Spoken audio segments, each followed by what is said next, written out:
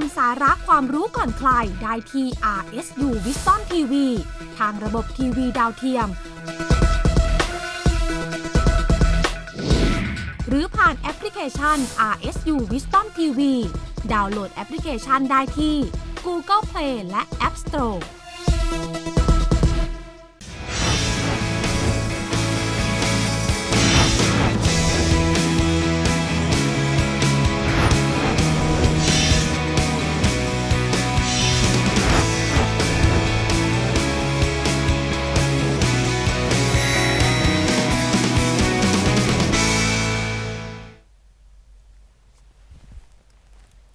Sawadika, hello and welcome to ASEAN Challenge, the show to give you the news around your ASEAN bloc in two languages, in Thai and in English. I'm Rosalyn Tepawan. ค่ะต้อนรับคุณผู้ชมนะคะเข้าสู่รายการ ASEAN Challenge ค่ะพบกับคุณรสลิน เทพวรรณและดิฉันทอแสงรัศมีถีถัดแก้วค่ะ Right, indeed. Lots of interesting things ahead for the ASEAN economic community coming up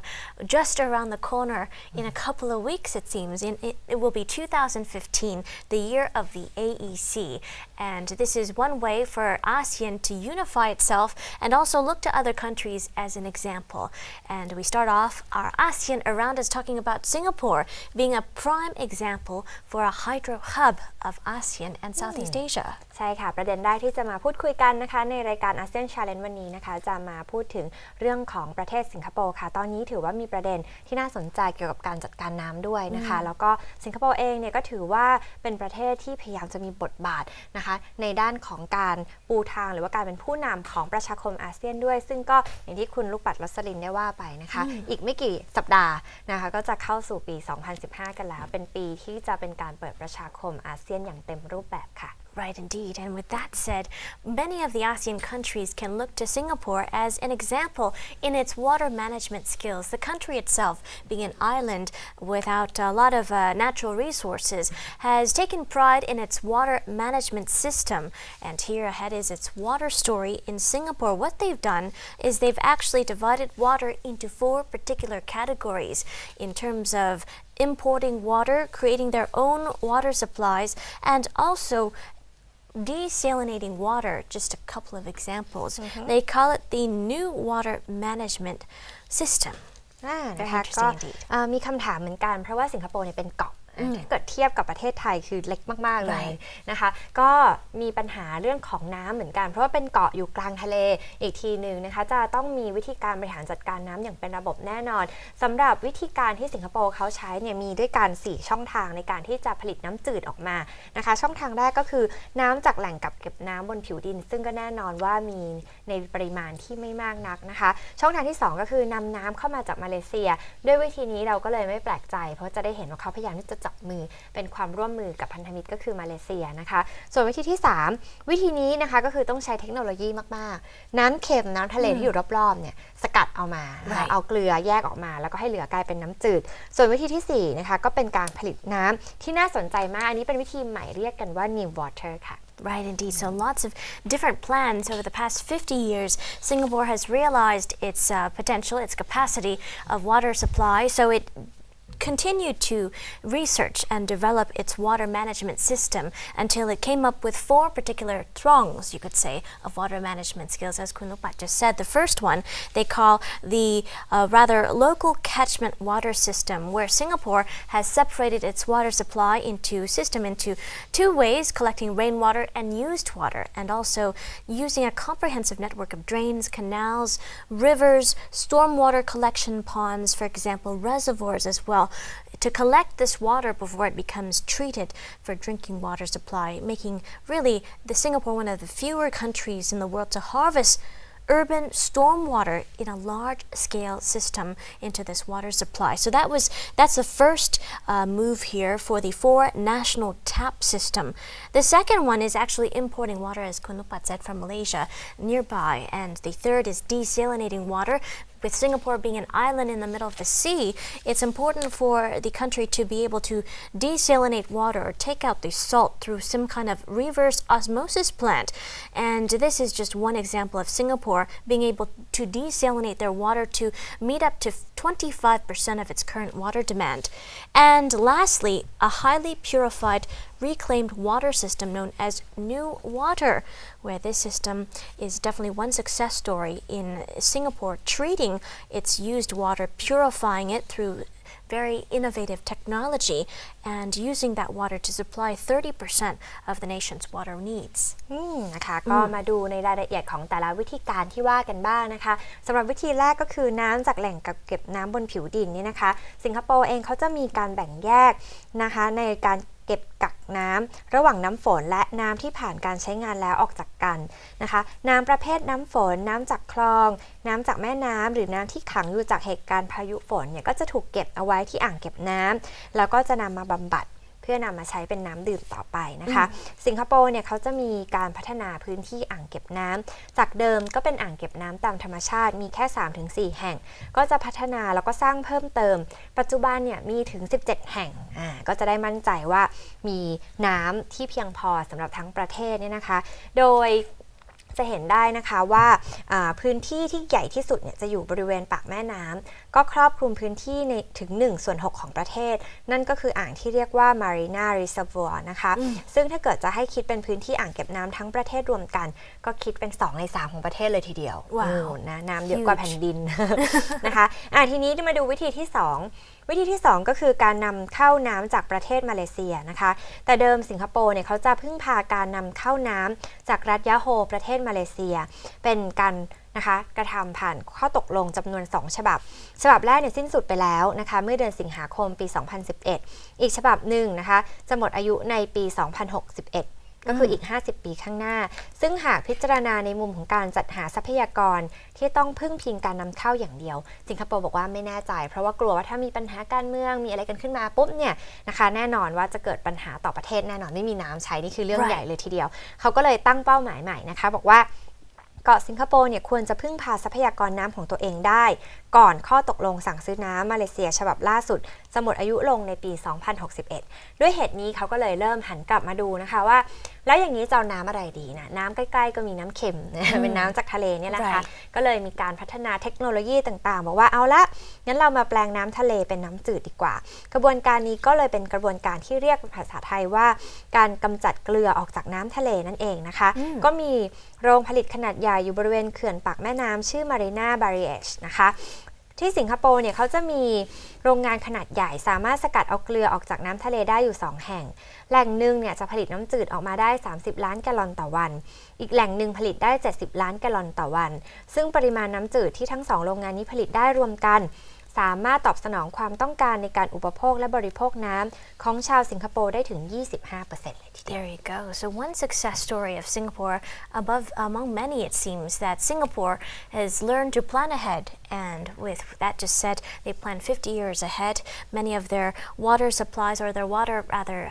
contracts may expire in 2061, but now Singapore is continuing to plan ahead in order to meet their water demands and continue to expand, for example, the new water capacity, so this system can meet up to 55% of water demands in the future and long term as well. So definitely very clever, very successful, and very innovative as well. ใช่นะคะวิธีการสุดท้ายที่คุณนุปัตเล่าให้ฟังเนี่ยนะคะ New Water เนี่ยถือว่าเป็นวิธีที่ดีมากๆเลยนะเป็นการเพิ่มปริมาณน้ำที่จะผลิตได้เนี่ยเป็นเท่าตัวนะคะอย่างที่บอกไปว่าจาก 30% นะคะในปัจจุบันอาจจะต้องทำให้เพิ่มได้ถึงเป็นกระแสน้ำหลักนะคะ55% เลยทีเดียวทีนี้ New Water มาจากอะไรอันนี้น่าสนใจยิ่งกว่าจริงๆประเทศไทยถึงเราจะบอกว่าเรามีแหล่งน้ำธรรมชาติเยอะแต่ว่าถ้าเกิดใช้วิธีนี้เข้ามาด้วยเนี่ยมันก็อาจจะเป็นวิธีที่ดีก็ได้นะคะสำหรับในบางพื้นที่ที่ขาดแคลนหรือว่าเข้าไม่ถึงแหล่งน้ำด้วยซ้ำเขาบอกว่าวิธีนี้ก็คือเอาน้ำเสียจากครัวเรือนและอุตสาหกรรมมาผ่านกระบวนการกรองนะคะก็มีชื่อการกรองแบบ microfiltration นะคะแล้วก็ reverse osmosis ฆ่าเชื้อด้วยแน่นอนนะคะด้วยอุลตราไวโอเลตจนได้น้ำดิบคุณภาพดีนำกลับไปใช้ในกระบวนการผลิตและหล่อเย็นของภาคอุตสาหกรรมส่วนที่เหลือจะไปรวมกับแหล่งน้ำดิบเพื่อใช้เป็นน้ำประปาสู่ประชาชนนะคะอันนี้น่าสนใจเพราะว่าเมื่อน้ำพอก็จะไปลดปัญหาความขัดแย้งการแย่งชิงทรัพยากรน้ำของภาคอุตสาหกรรมกับประชาชนได้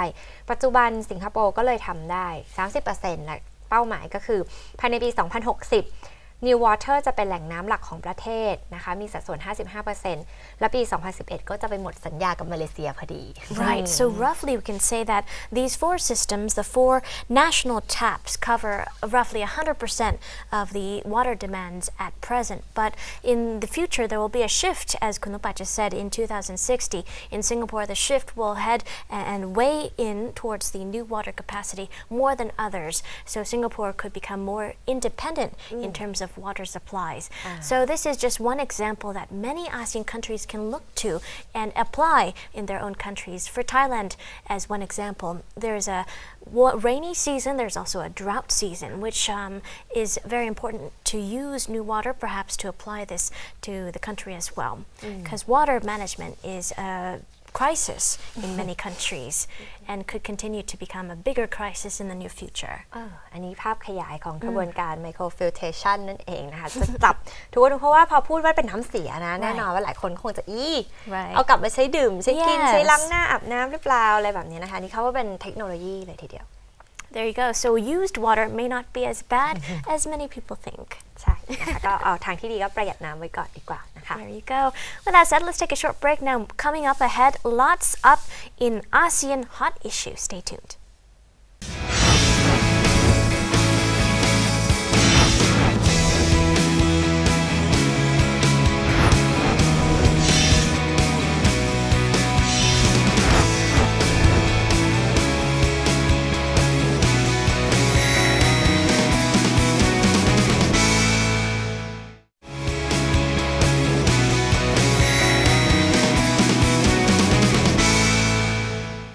Welcome back. You're watching ASEAN Challenge into ASEAN Hot Issue. Lots of hot issues happening around your ASEAN bloc, especially in the Philippines.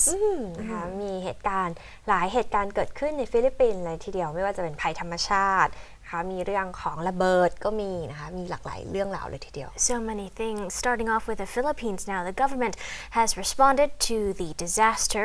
affected areas by the Typhoon Hagupit, and this typhoon has definitely struck another blow to the Philippines just 1 year after Typhoon Haiyan, or as locals call it, Yolanda, really created a trail of destruction through the Philippines. นะคะก็จริงๆแล้วเนี่ยถ้าเกิดใครจำกันได้นะคะฟิลิปปินส์เองก็เพิ่งจะผ่านพ้นนะคะจากพายุไต้ฝุ่นไหเยียนไปแล้วก็คือแต่ละทีตอนที่มีสึนามินี่ก็มีคนเสียชีวิตเยอะมากนะคะล่าสุดก็มีพายุไหเยียนแล้วก็มาพายุไต้ฝุ่นฮากุปิดนะคะที่เพิ่งเข้ามาถล่มเมื่อสุดสัปดาห์ที่ผ่านมานี่เองนะคะก็ปรากฏว่านะชาวฟิลิปปินส์ก็ได้รับผลกระทบถึงแม้ว่าจะไม่รุนแรงมากๆเหมือนครั้งก่อนๆแต่ก็ถือว่าบ้านเรือนได้รับความเสียหายประชาชนก็ต้องอพยพออกไปนี่ก็เพิ่งจะทยอยกลับเข้าบ้านของตัวเองกัน Right. And so far, though, according to reports, tens of thousands of homes were destroyed in the Typhoon Hagupit's destruction as it barreled through the Philippines in the same area as Typhoon Haiyan did the year before. And it seems that because of the government's resilience this time, you could say they were prepared. There were less victims, fewer victims, and fewer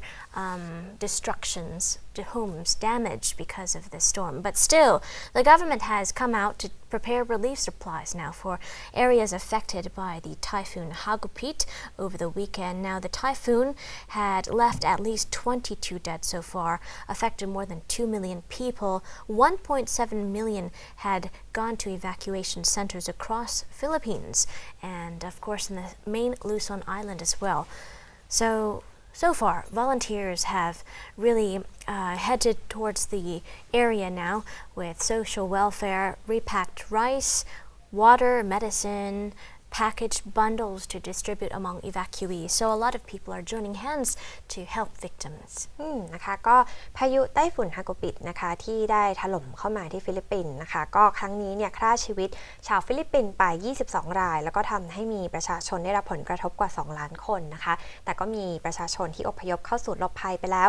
1,700,000 คนอยู่ที่ภาคกลางของฟิลิปปินส์และภาคใต้ของเกาะลูซอนในศูนย์อพยพก็จะมีอาสาสมัครเข้ามาช่วยเหลือนะคะแจกจ่ายจัดเก็บจัดระเบียบอาหารน้ำแล้วก็ยาให้กับผู้ประสบภัยด้วยส่วนเจ้าหน้าที่ด้านภัยพิบัตินะคะก็ได้เก็บกวาดพื้นที่สนามบินในเขตไบคอลและซามาแล้วก็มีการให้เครื่องบินขนเสบียงเครื่องบินโดยสารทำการได้นะคะส่วนเส้นทางถนนทหารก็ได้เก็บกวาดแล้วเช่นกันรถขนเสบียงก็จะได้ทำงานเดินทางได้ตามปกตินะคะแต่ว่า ณเวลานี้เนี่ยพายุไต้ฝุ่นฮากุปิเนี่ยหมดความเร็วลงไปแล้วนะคะแล้วก็สลายไปแล้วชาวฟิลิปปินส์เนี่ยเขาก็โล่งใจนะคะเพราะว่าพายุไต้ฝุ่นในครั้งนี้ไม่รุนแรงเท่ากับครั้งพายุไต้ฝุ่นไฮเยียนที่ฆ่าชีวิตชาวฟิลิปปินส์ไปกว่า 7,000 รายแล้วก็ทำลายบ้านเรือนไปกว่า1 ล้านหลังค่ะIndeed. So it seems that the Typhoon Hagupit, compared to Hagupit, wreaked a lot more damage, with 7 people dead during that storm. This storm, or typhoon, of course, left 22 a little over dead as well. So it seems that the damage calculations are still being conducted at the moment, but still the government and the people had been prepared and ready compared to the year before. And so with that, preparations, evacuations were handled very quickly, swiftly, and now the recovery, relief efforts are also really coming along smoothly.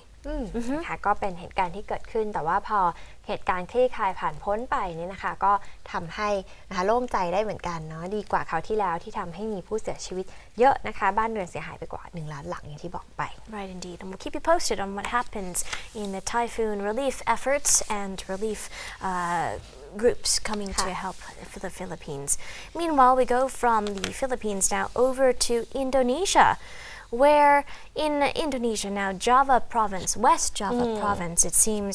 homemade alcohol had come to kill more than 20 people, almost 30 people in the western province. And this, sadly, is a very big trend happening among ASEAN countries, even in the West as well, where many people are actually trying to take alcohol measures into their own hands.And there you go, resulting in fatalities and casualties. ใช่ค่ะเหตุการณ์ที่เกิดขึ้นนะคะก็คือสุราเถื่อนเนี่ยฆ่าชีวิตชาวอินโดนีเซียไปแล้วนะคะกว่า 29 รายนะคะที่ประเทศอินโดนีเซียเขตซัมดุงการุตดีป็อกและโบโกเนี่ยนะคะมีเหตุการณ์ที่มีผู้เสียชีวิตจากการดื่มสุราเถื่อนถึง 29 รายนะคะซึ่งเขตดังกล่าวตั้งอยู่ที่ภาคตะวันตกของเกาะชวาเหตุการณ์ครั้งนี้นะคะก็มีผู้ได้รับผลกระทบทั้งหมด61 รายแล้วก็ถูกนำตัวเข้าสู่โรงพยาบาลนะคะที่ซัมดุงทั้งหมดเนี่ยดื่มสุราเถื่อนชนิดเดียวกันเข้าไป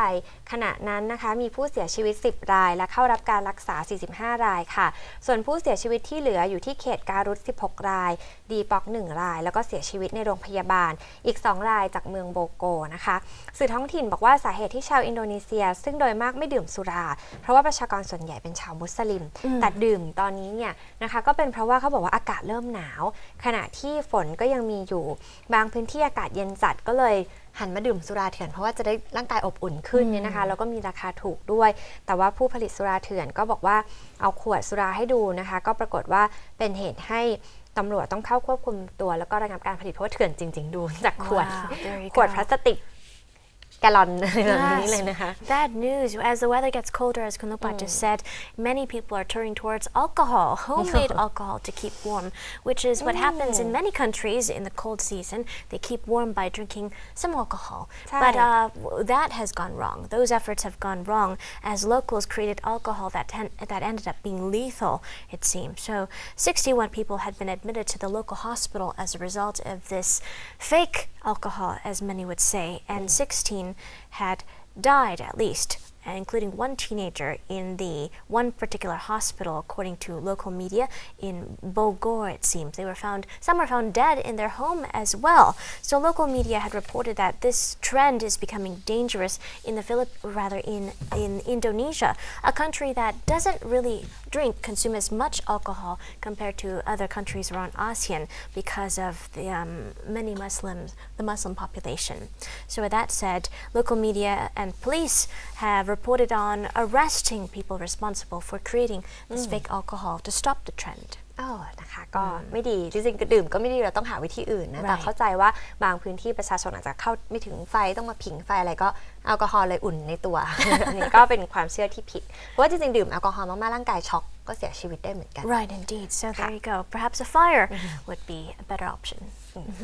มาดูข่าวต่อไปดีกว่านะคะยังอยู่กันที่อินโดนีเซียแต่ว่ามีประท้วงเรื่องของค่าแรงกันด้วย Right, indeed. In Indonesia, another story has broken out. Over 1,000 protesters had come to call for higher wages in Indonesia. About 1,000 workers had gathered together in the capital of Indonesia on Wednesday. They were calling for higher wages on Human Rights Day. So another protest in ASEAN. นะคะก็มีเดินขบวนเดี๋ยวนี้เวลาคนหา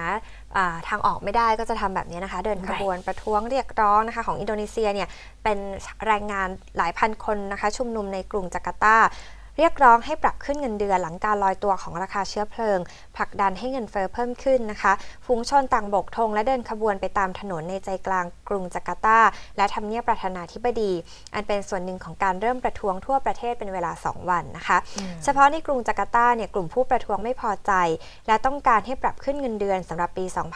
2558 หลังจากที่รัฐบาลปรับขึ้นราคาเชื้อเพลิงก็ทำให้เงินเฟ้อเพิ่มขึ้นเนื่องจากราคาสินค้าและค่าขนส่งปรับตัวขึ้นไปด้วยนะคะนายซูเบียนโตเนี่ยเลขาธิการสหภาพแรงงานหนึ่งในสหภาพที่ร่วมประท้วงนะคะบอกว่าเราเนี่ยต่อต้านราคาเชื้อเพลิงที่เพิ่มสูงขึ้นแล้วก็ไม่เห็นด้วยกับเงินเดือนที่ถูกลงหากรัฐบาลไม่สามารถทำให้ราคาน้ำมันลดลงอาจต้องอุดหนุนอาหารที่จำเป็นต่อการดำรงชีวิตนะคะนอกจากนี้แรงงานก็บอกว่าอยากจะให้ปรับขึ้นเงินบำนาญเช่นเดียวกับการหยุดจัดจ้างแรงงานนอกองค์กรด้วยขณะที่นายโจโกวิโดโดประธานาธิบดีคนใหม่ของอินโดนีเซียก็ได้ปรับขึ้นราคาเชื้อเพลิงนะคะทั้งน้ำมันเบนซินดีเซลก็คือหยุดการอุดหนุนไปแล้วเนี่ยก็เลยทำให้ราคามันกระโดดขึ้นมาเป็น30%เลยนะคะอันนี้เป็นเป้าหมายในการลดภาระค่าใช้จ่ายของรัฐบาลแต่ว่านายลิกวันโตโฆษกตำรวจกรุงจาการ์ตาบอกว่าเขาประท้วงอย่างสงบนะคะแล้วก็ตัวเลขเนี่ยต่ำกว่าที่คาดที่บอกว่ามี10,000 คนก็คือประชาชนก็ไม่พอใจอยู่แล้วเคยชินกับราคาน้ำมันถูกๆนะแล้วก็มาเจอเรื่องของค่าแรงไปด้วยในข่าวบอกว่าเขามีค่าแรงที่ได้เนี่ยประมาณ$2ต่อวันเท่านั้นเอง So very little indeed. So it all started from the government raising the subsidized fuel prices by more than 30% in Indonesia, causing a whole domino effect of higher cost of living, consumer product prices as well, leading to workers as well receiving below minimum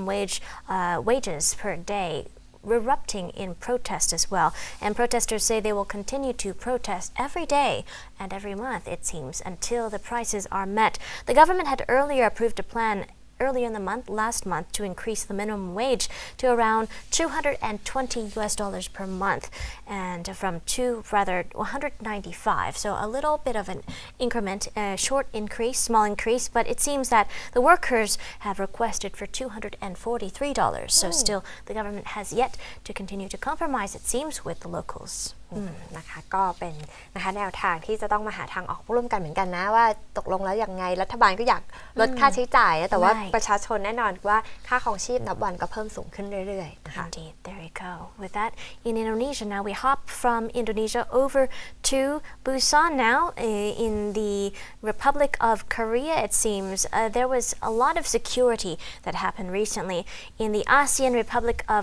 Korea commemorative summit, but it seems that despite the tight security, everything had continued smoothly in Busan on Thursday ahead of the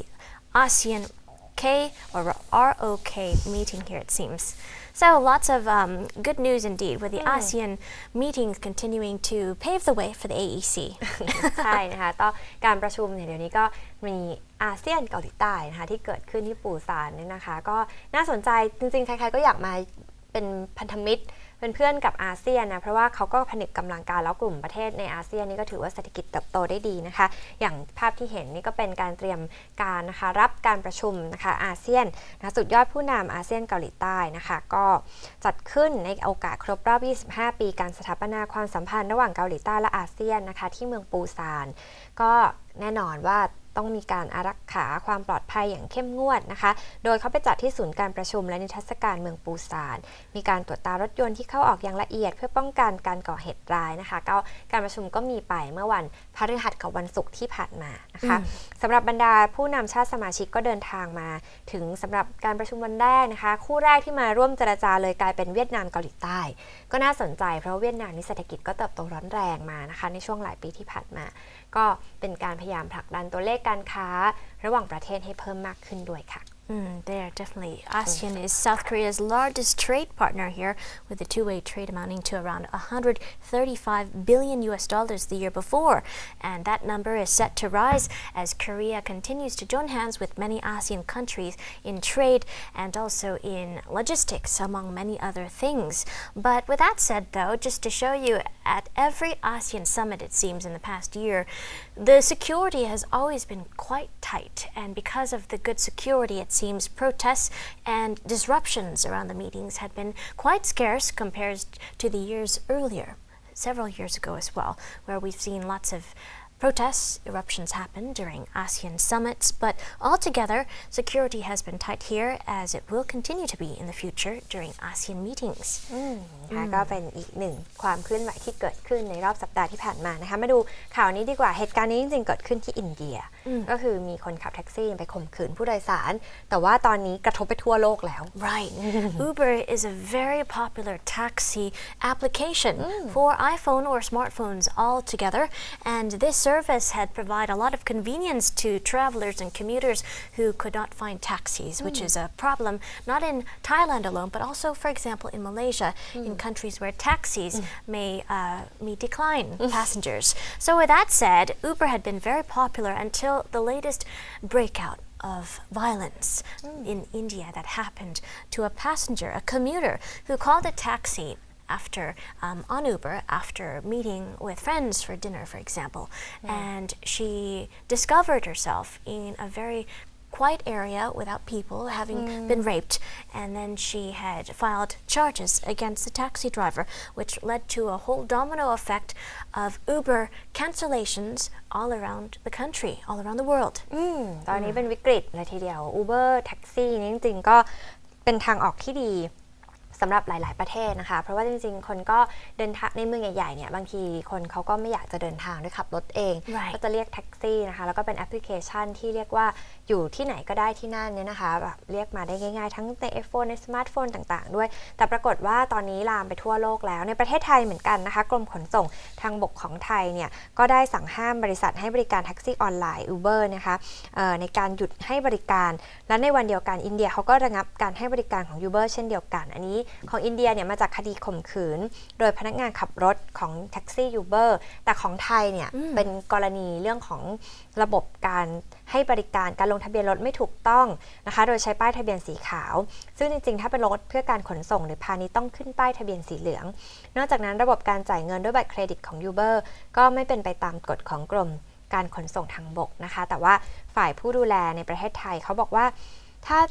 ต้องการใช้ป้ายทะเบียนทั้งแบบรถส่วนบุคคลและป้ายทะเบียนเพื่อการขนส่งและพาณิชย์แต่ถ้าผิดกฎหมายไทยก็หยุดให้บริการนะคะซึ่งตอนนี้ก็อยู่ในระหว่างการชี้แจงกันนะคะว่าจะทำอย่างไรถึงกฎหมายที่เกิดขึ้นแต่ว่าจริงๆแล้วการประชุมในประเทศไทยเนี่ยเกิดขึ้นก่อนที่จะมีเหตุการณ์ข่มขืนผู้โดยสารที่อินเดียนะคะของอินเดียนี่คือระงับไปเลยเพราะว่าเป็นการเหมือนกึ่งลงโทษด้วยนะคะส่วนของไทยเนี่ยก็การให้บริการแท็กซี่ออนไลน์ตอนนี้ก็เริ่มให้มากขึ้นเรื่อยๆนะคะแล้วก็ง่ายติดต่อง่ายกว่าโทรไปเรียกจากศูนย์แท็กซี่ซะอีก Right, definitely. It seems this is becoming a trend, you could say. Not only India and Thailand have banned Uber, but Spain has also banned Uber as well. For different reasons, it seems. India had banned Uber because of security reasons, as we saw in the rape case there. Thailand has banned Uber because of not because of violence rather, but because of technical reasons. Because in Thailand, Uber intends to use both the business rental and the private vehicle license plate in its operations, which is against the law, they say, according to authorities. So this is why the operation must be banned. And those technicalities and legal complications, you could say, resulted in the ban of Uber, the U.S. online taxi booking company in Thailand. Spain, it seems, has been a bit different. Local taxi drivers had come out to protest against Uber because of the conflict of interest, you could say, in the country as well. Perhaps these three countries banning Uber may be another trend in other countries around the world to follow as the complications develop in various countries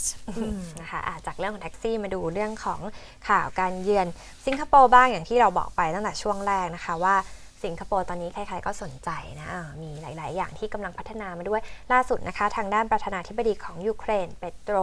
โป โรเชนโกนะคะได้เข้าพบกับประธานาธิบดีแล้วก็นายกรัฐมนตรีของสิงคโปร์นะคะก็ใช้เวลาเยือนสิงคโปร์2 วันนะคะโดยประธานาธิบดียูเครนเขาก็ได้พบกับประธานาธิบดีโทนี่ทานและนายกรัฐมนตรีลีเซียนลุงนะคะตามลำดับที่บ้านพักของประธาน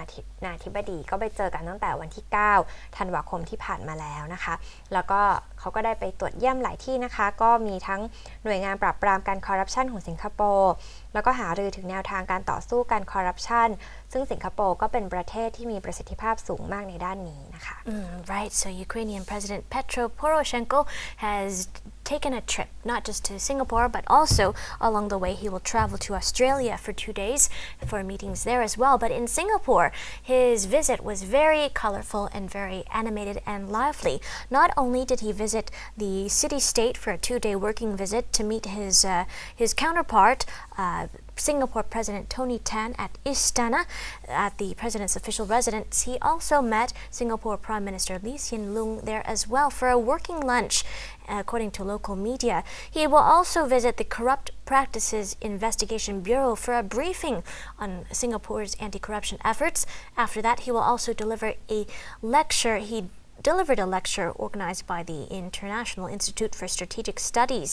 on the crisis over Ukraine and what that crisis poses for Europe and the world at present. So it seems that lots of people are heading to Singapore to learn from Singapore as well as to give. So a very colorful exchange there as well. ค่ะก็เดี๋ยวเขาเสร็จจากสิงคโปร์ก็จะไปต่อนะคะที่ออสเตรเลีย Right. And we'll keep you posted. Very, very colorful traveler right there. With that said, let's take another short break. When we come back, coming up ahead is the ASEAN calendar. Stay tuned.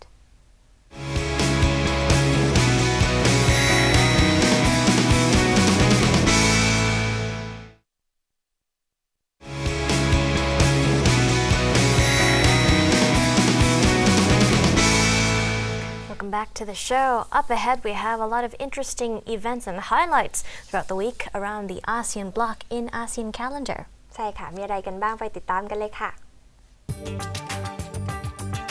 ASEAN calendar.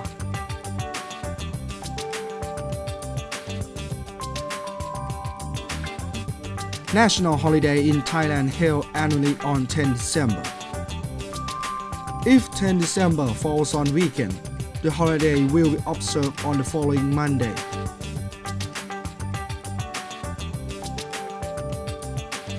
This holiday commemorates Thailand's adoption of a constitutional monarchy in 1932.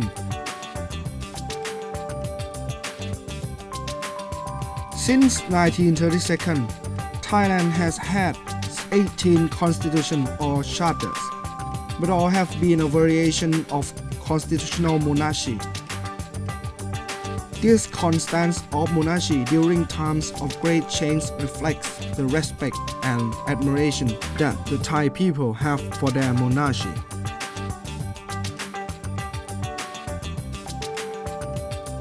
This pride in the monarchy is a key element of the festivity of Constitution Day.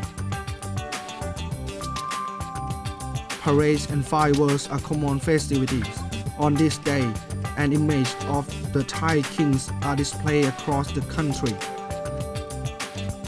It is a day when the people of Thailand will thank the monarchy for granting them the right to run their country.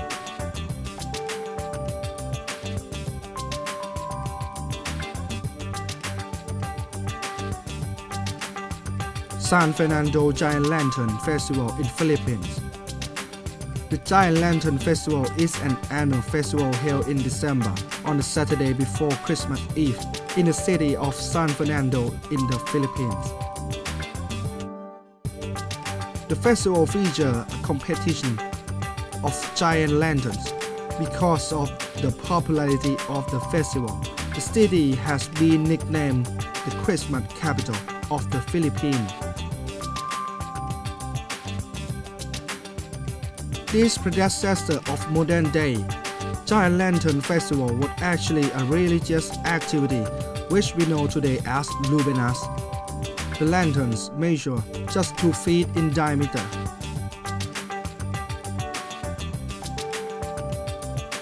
A far cry from the 15 feet that we see today. These were created in each barrier from bamboo and other locally available materials. During the 9-day novena before Christmas, which coincide with Simbang Gabi from December 16 to 24, these puro were brought around each barrier in procession to their visitor. Before the midnight mass on Christmas Eve, the lanterns were brought to the town church together with the burial patron. This tradition gradually evolved as lanterns become bigger and designs more intricate. Later, one big lantern was made for each burial, which was created through a cooperative effort. Each resident contributed to its construction, from the concept and design, to the materials and labor. In the end, these lanterns became a symbol of unity for the burials.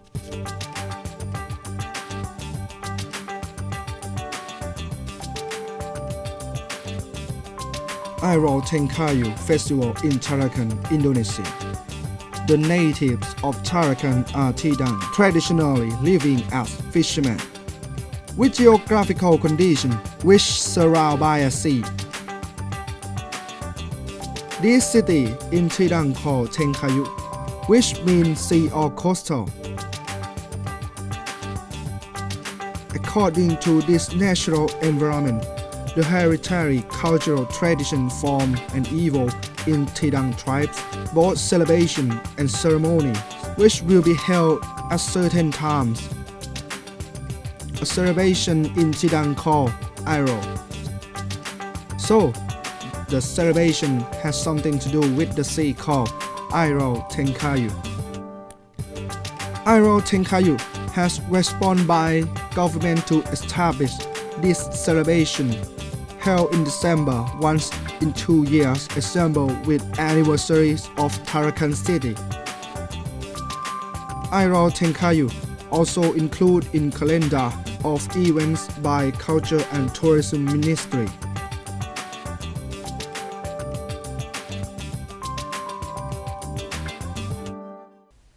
And there you go, lots of fascinating events coming up in the ASEAN calendar for the week. ใช่ค่ะเดี๋ยวเราพักกันสักครู่นะคะช่วงหน้าจะพาไปเที่ยวกัมพูชากันค่ะ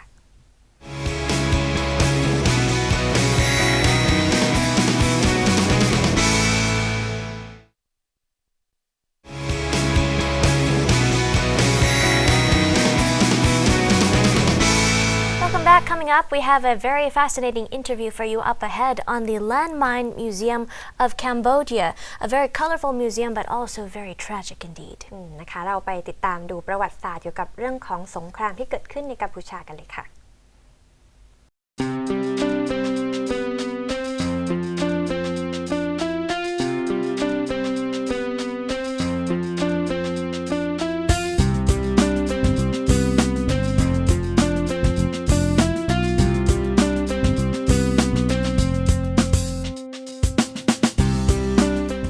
The Cambodian Landmine Museum Relief Facility is more than a museum.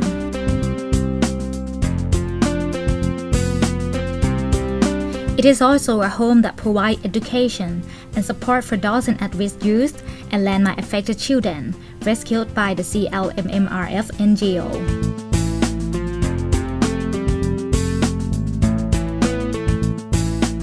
Many children who are part of this family suffer overwhelming hardships. This Cambodian Landmine Museum was created to be a place of healing for body, heart, and mind.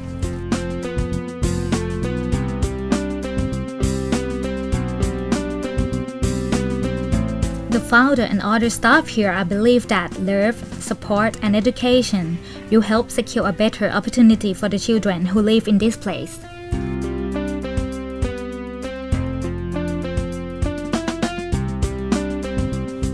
The Cambodian Landmine Museum is a Cambodian NGO run by and for Cambodians.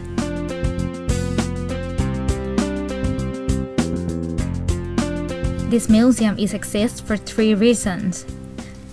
The first one is to tell story about the landmine in Cambodia, that how they impact the country past, present, and will continue to impact its future.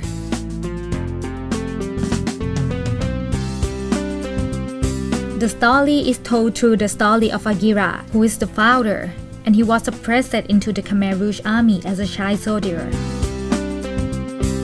He spent his youth fighting in the war that ravaged his country for nearly 35 years. And the second reason is to show the world that no matter who you are, whatever your background or your education, you can make a difference to the world. And the third reason, this museum hosts a relief facility for at least village children. The money raised by the museum allows this facility to continue.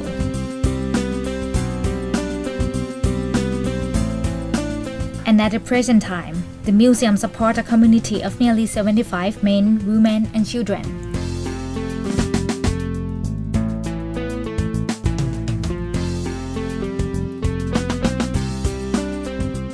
My name is Bill Morse, and I work at the Cambodia Landmine Museum.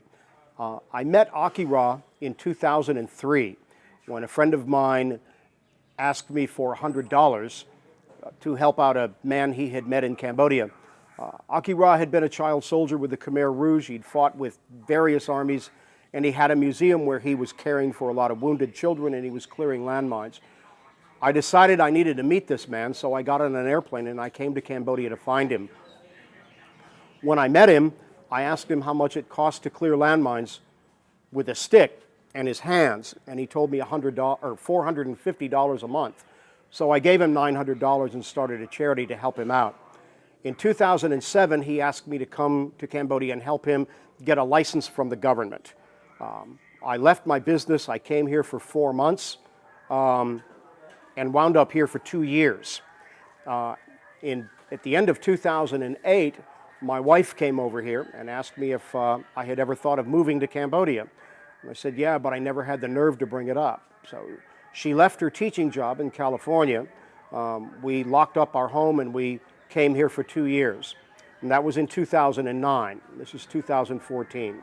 So we've been here for 5 years now. So in 2013, we sold our house and all of our stuff in California, and we're here permanently now. My wife runs the English language program in the Children's Center behind us, where we have 21 at-risk village kids living. I work here in the museum, and I also help raise money for our sister NGO that clears landmines in Cambodia.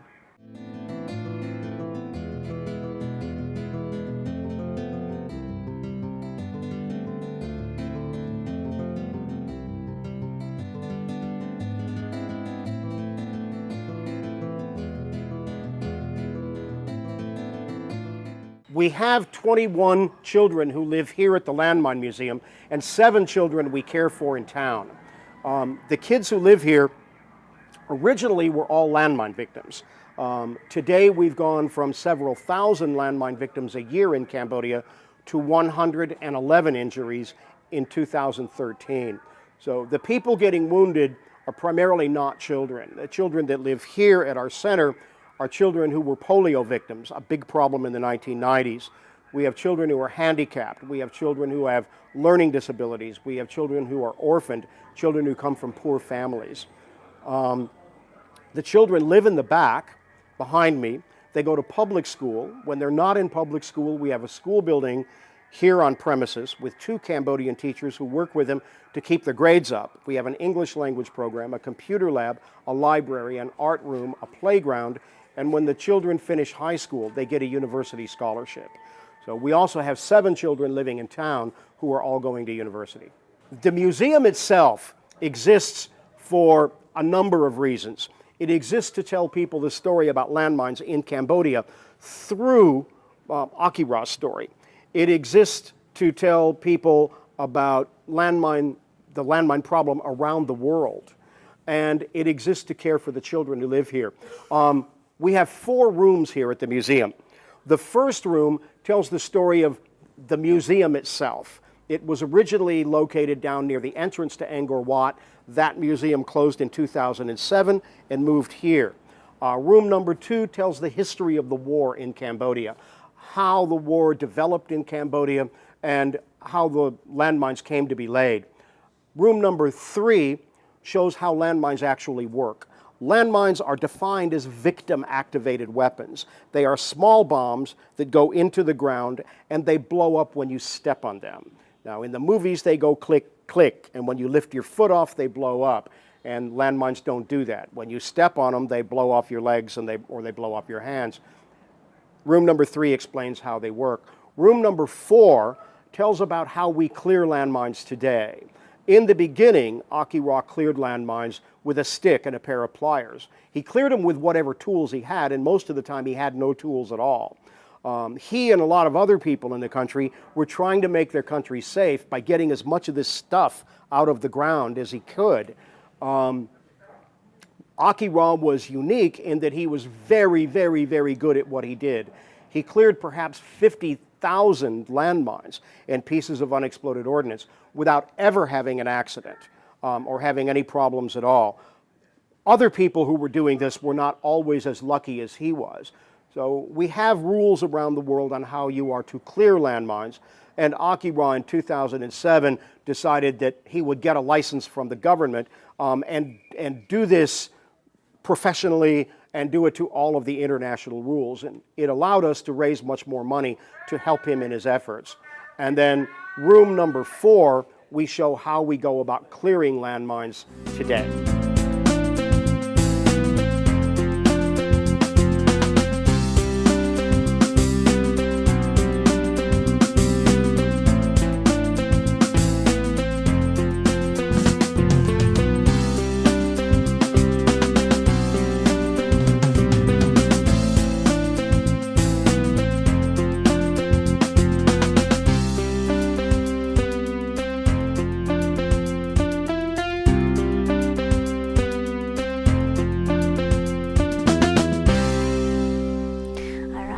Said, do visit when you get the chance and are around Cambodia. And with that, we run out of time on ASEAN Challenge. Thanks for tuning in, and we'll see you again soon next week. สวัสดีค่ะ สวัสดีค่ะ